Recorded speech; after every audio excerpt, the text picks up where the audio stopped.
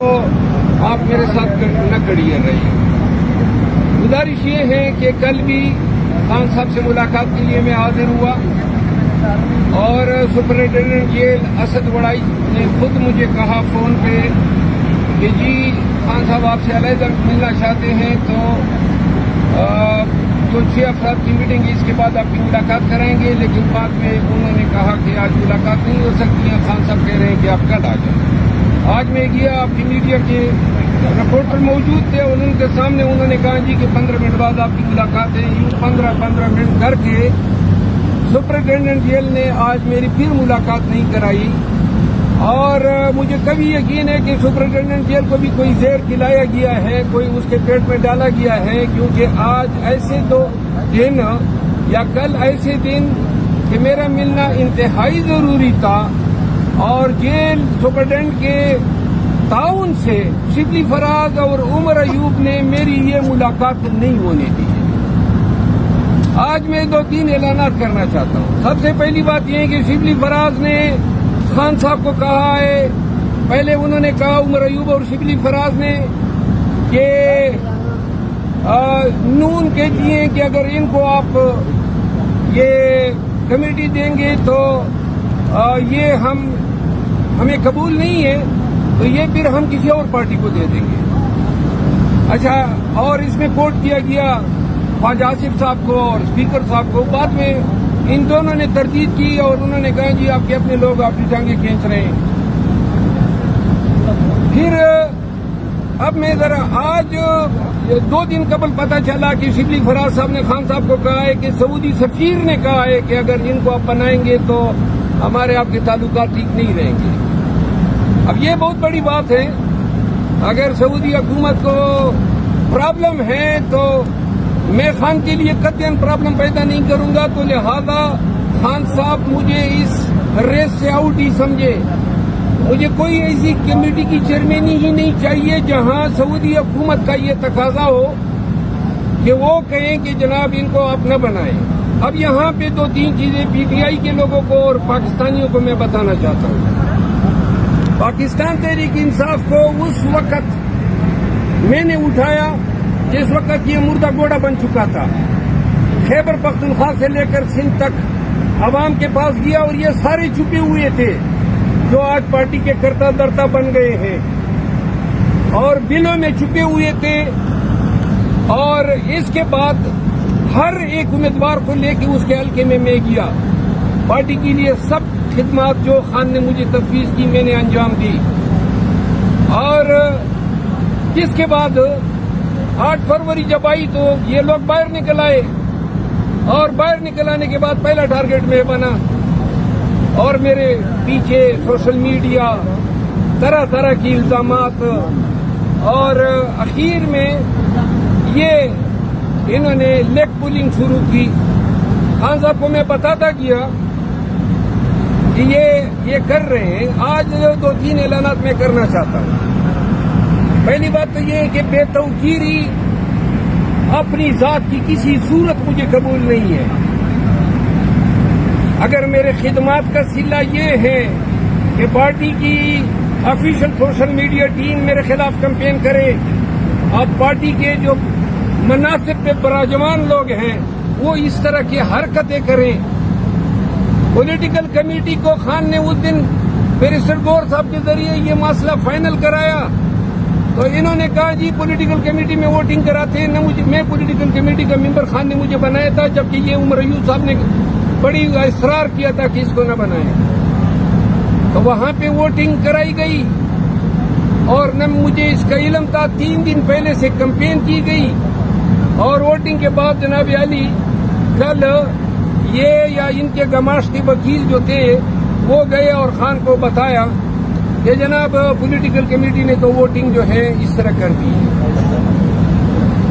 اس سے پہلے انہوں نے ایک اور کام کیا۔ میرے بھائی خیبر پختونخوا کیبنٹ میں تھے، وزیر اعلیٰ کے اسپیشل اسسٹنٹ چیف منسٹر تھے، تو اچانک جناب ان کو ڈی نوٹیفائی کیا گیا۔ اس سے پہلے ہم نے استعفیٰ دے دیا۔ اتنا حق تو میرا بنتا تھا کہ اگر آپ نے نہیں رکھنا تھا تو اس کو آپ ریزائن نہیں کروا دیتے، استعفیٰ بھیجا ہوا تھا۔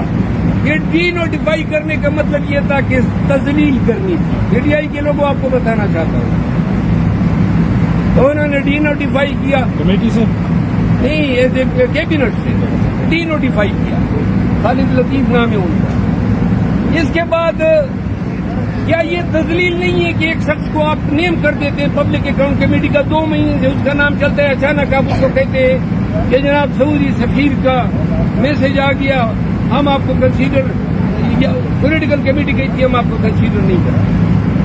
اچھا کل اور آج کے خان سے جو سپرڈنٹ نے مہربانی کی پورے سال میں جب سے خان اندر گیا یہ پہلی دفعہ میرے ساتھ ہوا ہے. ہائی کورٹ کا حکم نامہ ہوتا ہے منگل کو میری ملاقات شیڈول ہوتی ہے, کل نہیں دی. آج جو کیس تھا اس میں ٹرائل وکیل ہوں, انہوں نے روکا. اس کا مطلب یہ ہے کہ سپرڈنٹ بھی آن بورڈ ہے, وہ بھی یہی چاہتے تھے کہ خان تک یہ باتیں نہ پہنچیں. میں چاہتا تھا کہ پہلے یہ باتیں خان کو کروں لیکن خان سے ملنے نہیں دیا, لہذا میں اب عوام کے سامنے بات کرنا چاہتا ہوں. بات یہ ہے کہ اب یہ وقت تھا کہ ہم نے پارٹی کو احتجاج پہ نکالنا تھا. پنجاب میں, سندھ میں, بلوچستان اور کے پی میں جلسے جلوس کرنے تھے. جلسہ رکھا گیا اسلام آباد میں 23 مارچ کو اور خان نے احتجاج کی ذمہ داری مجھے سونپی تھی. وہ ذمہ داری بھی از خود ان لوگوں نے لی کہ نہیں احتجاج ہم کریں گے. 23 مارچ کو ہائی کورٹ نے ہمیں اجازت دی 23 مارچ کے جلسے کی. خان صاحب کو بتایا گیا کہ نہ 23 مارچ کو نہ کریں, صبح فوجی پھرتے ہیں, شام کو کوئی ہمارا یہ ان کے ساتھ کچھ ہو جائے گا. تو خان صاحب نے 30 مارچ کو رکھا. 30 مارچ کو جب جلسہ آیا تو انہوں نے کہا نہیں جی وہ سینٹ کے الیکشن ہے, آپ اگلی ڈیٹ دیں. خان نے 6 اپریل رکھی. 6 اپریل کو کہا جی وہ تو 27ویں رمضان ہے. کراچی میں جلسہ رکھا گیا, احتجاجی جلسہ ہوگا, جلسہ کینسل ہو گیا, اجازت نہیں ملی. لاہور میں جلسہ رکھا گیا, جلسہ کینسل ہو گیا, اجازت نہیں ملی. فیصل آباد میں جلسہ رکھا گیا, 2 دفعہ تاریخ تبدیل ہوئی, اب 18 کی رکھی ہے. ہم نے پی ٹی آئی کو اور قوم کو کہا کہ عید کے فوراً بعد ہم احتجاج پہ نکلیں گے. کوئی احتجاج نہیں ہو رہا ہے, ڈرامے بازی ہو رہی ہے. نہ جلسے کر سکتے ہیں نہ احتجاج کر سکتے ہیں, اور یہ ہماری جنگ تھی. خان احتجاج چاہتا ہے, میں احتجاج چاہتا ہوں, لیکن جو قیادت کو اب ذمہ داریاں سونپی ہے تو لہذا اگر پارٹی مجھے ابنڈن کرنا چاہتی ہے تو مجھ پہ الزامات لگے خان کی جگہ لینا چاہتا ہے, وہ بھی سن لیں. میں اگر کسی کی جگہ لینا چاہتا تو خوشامد کرتا, جو یہ کرتے ہیں. میں نہ خوشامد والا ہوں, خان کے احتجاج کا سپاہی ہوں. خان کی رہائی اور مینڈیٹ کی ریکوری بغیر احتجاج کے ممکن ہی نہیں ہے. اور اب پی ٹی آئی کو یہ جو ہمیں جری قیادت ملی ہے, شبلی فراز صاحب leader of the opposition in Senate, واضح رہے کہ خان نے سینٹ کے لیے بیرسٹر علی ظفر کو اپوزیشن لیڈر نامزد کیا. یہ حضرت گئے کہ نہیں جناب یہ کانسٹیٹیوشنل آفس ہے تو مجھے گرفتاریوں میں ذرا تھوڑا سا یہ آسانی ہوگی کہ میں گرفتار نہیں ہو پاؤں گا, تو وہ آفس انہوں نے لے لیا. دوسرے پہ عمر ایوب صاحب براجمان ہو گئے. ایک چیف آف اسٹاف ہیں, ایک سیکرٹری جنرل ہے, پارٹی کے کمیٹیوں میں اپنے ہی پسندیدہ لوگوں کو ڈال رہے ہیں تاکہ اپنی پوزیشن پارٹی میں مستحکم کر سکے. تو لہذا کرو مستحکم, گروپوں میں لوگوں کو ڈالتے ہو. میں آج اعلان کرتا ہوں کہ احتجاج کی ذمہ داریاں چونکہ انہوں نے سنبھال لی ہیں تو لہذا میں بھی تفویض کر رہا ہوں. اور پی ٹی آئی کی قیادت اب توقع رکھے شبلی فراز صاحب سے اور عمر ایوب صاحب سے کہ ان کی ولولہ انگیز قیادت میں ملک میں زبردست احتجاج ہوگا اور ان کی قیادت میں مینڈیٹ بھی ریکور ہوگا اور خان کو رہائی بھی ملے گی. میں خان چونکہ انہوں نے میری خان سے ملاقات نہیں ہوئی اور نہ کل کرائی گئی نہیں آج کرائی گئی. خان اگر چاہے اشارہ بھی کرے نا کہ ممبر قومی اسمبلی سے استعفیٰ دو تو آنکھیں بند کر کے استعفیٰ دوں گا. یہ کمیٹی کیا چیز ہے اور کون کمیٹی نہیں کی. اصل بات بے وقتی کی تھی. یہ بے وقت کر رہے تھے مجھے اور انہوں نے کیا. لہذا میں بطور احتجاج ان لوگوں کے ساتھ کام کرنے سے انکار کرتا ہوں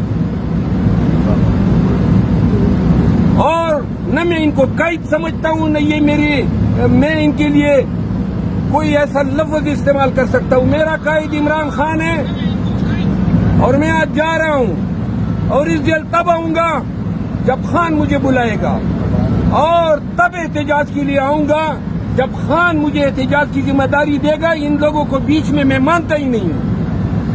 پھر میں پاکستان میں نکلوں گا اور احتجاج کروں گا اور ایسا احتجاج کر کے دکھاؤں گا کہ پی ٹی آئی کے لوگ اور پاکستان کے عوام سارے انشاءاللہ سڑکوں پہ ہوں گے. یہ باتیں میں نے کرنی تھی. پرویز صاحب یہ فرمائیے گا کہ آپ کے بیان کے بعد یہ تو واضح ہوگا کہ پی ٹی آئی کے اندر کافی کھینچا تانی ہے.